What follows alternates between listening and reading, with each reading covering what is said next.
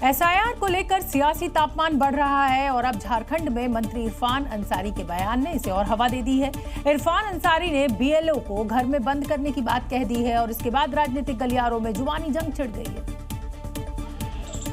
SIR को लेकर कांग्रेस और बीजेपी के बीच जारी राजनीतिक जंग अब और तीखी हो गई है। विपक्ष एसआईआर को लगातार घोटाला बता रहा है, वहीं झारखंड के स्वास्थ्य मंत्री इरफान अंसारी के विवादित बयान ने इस घमासान को नया मोड़ दे दिया।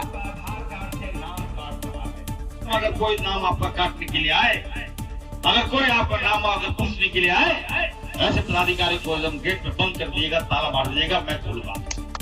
जैसे ही बयान सामने आया, केंद्रीय मंत्री गिरिराज सिंह ने तुरंत पलटवार किया। इरफान अंसारी को तो खुद बंद कर देना चाहिए।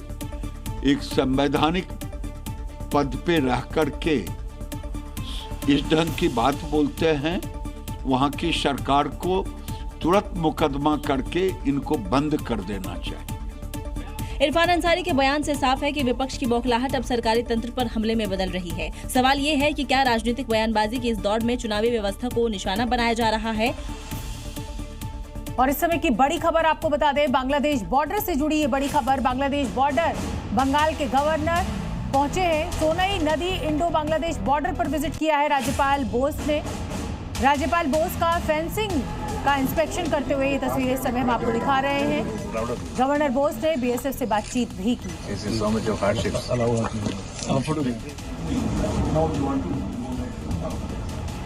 तस्वीरें देखिए, पश्चिम बंगाल के गवर्नर बोस बीएसएफ से बातचीत करते हैं।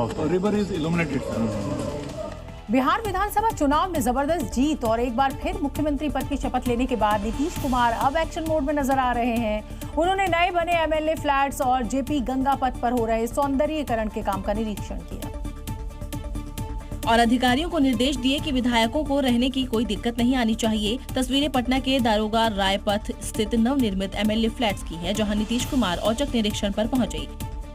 मुख्यमंत्री नीतीश कुमार ने नए डुप्लेक्स घरों में प्रवेश करते ही कमरे, रसोई, सीढ़ियां, पानी की सप्लाई, वेंटिलेशन और फर्निशिंग तक हर छोटी बड़ी चीज के बारे में जानकारी ली और उन्हें ध्यान से देखा।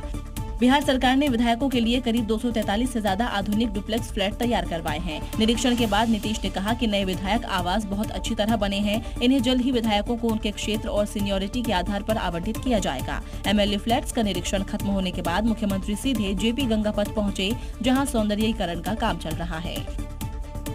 मुख्यमंत्री योगी आदित्यनाथ के शासन में जो कानून को हाथ मिलेगा उस पर एक्शन होना तय है। बरेली हिंसा के मास्टरमाइंड आरिफ के ठिकानों पर आज बुलडोजर एक्शन हुआ और अब अगला नंबर आरिफ के भाई फरहत का है, जिसने हिंसा के बाद मौलाना को पनाह दी थी। यही गलती अब फरहत को भारी पड़ने वाली है। फरहत के बरेली स्थित जिस घर में जहरीली तकरीर देने वाला मौलाना छिपा था, अब उस पर नोटिस लग गया है। प्रशासन की रडार पर आने के बाद अब एक्शन की बारी है। वो मकान है जहाँ पर 26 सितंबर को जब बवाल हुआ था, तब मौलाना तौकीर रजा ने इस घर की पनाह ली थी। यहाँ पर पुलिस ने मौलाना तौकीर रजा को गिरफ्तार किया था। बरेली विकास प्राधिकरण ने इसको सील किया है। आरिफ की दुकानें और शोरूम मलबे में बदल चुका है, लेकिन फरहत का 2 मंजिला आलीशान मकान अभी खड़ा हुआ है। हिंसा के दौरान तौकीर की मदद करने वालों की कुंडली खंगाली जा रही है और उस कुंडली के जरिए गुनाहगारों तक पहुँचा जा रहा है। अहमदाबाद के हसनपुर में अतिक्रमण के खिलाफ प्रशासन का जबरदस्त एक्शन देखने को मिला। तालाब पर बने अवैध मकानों को प्रशासन ने बुलडोजर के जरिए जमींदोज कर दिया और अतिक्रमण के खिलाफ ये कार्रवाई 4 चरणों में होगी, जिसके तहत करीब 1000 मकान ढाए जाएंगे। और इसका पहला चरण शुरू हो चुका है। तस्वीरों में आप देख सकते हैं, 1 नहीं 2 नहीं 8 जेसीबी की मशीनें घरों को जमींदोज करने में जुटी है। अतिक्रमण के खिलाफ ये अभियान 40 सालों से मौजूद अवैध अतिक्रमणों को निशाना बनाकर चलाया जा रहा है। आपको बता दें कि हसनपुर अहमदाबाद की तीसरी सबसे बड़ी झील है। बाहर से आकर यहां रहने वालों ने झील के बड़े हिस्से पर अवैध मकान बना लिए। नगर निगम ने पहले यहां रहने वालों को नोटिस भेजे थे, जिसके बाद आज दादा के बुलडोजर ने एक अवैध मकान को ध्वस्त कर दिया। 30% जो एरिया है इसमें ये एनक्रोचमेंट है, तो ये एनक्रोचमेंट को दूर करने के लिए 8 जेसीबी है, 8 हिटाची है और जो हमारा जो वाहन है वो भी है। इस दौरान करीब 20 जेसीबी मशीनें और 500 से ज्यादा नगर निगम के कर्मचारी मौजूद थे। इलाके में कोई अनहोनी न हो, इसके लिए चप्पे चप्पे पर सुरक्षा जवान तैनात किए गए थे।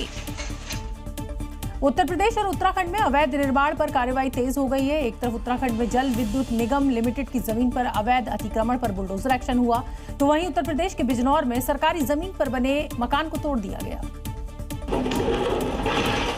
कार्रवाई की ये तस्वीरें देखिए। पहली तस्वीर यूपी के बिजनौर से सामने आई है, जहां सरकारी जमीन पर बने मकान पर हथौड़े चले, तो वहीं दूसरी तस्वीर उत्तराखंड के विकासनगर से सामने आई है, जहां शक्ति नहर किनारे आज भी ध्वस्तीकरण की कार्रवाई जारी रही। विकासनगर में इलाके के भाईजान कार्रवाई में खलल डालने की कोशिश करते रहे, लेकिन भारी पुलिस बल की तैनाती के बीच कार्रवाई नहीं रुकी। हिंदू महिला ने भी कार्रवाई पर सवाल उठाए। इन्होंने पैसा दिया, उनके घर बच गए, ठीक है, हमने पैसा नहीं दिया, हमारा घर नहीं बचा। वहीं बिजनौर में भी सरकारी जमीन पर अवैध निर्माण को तोड़ा गया।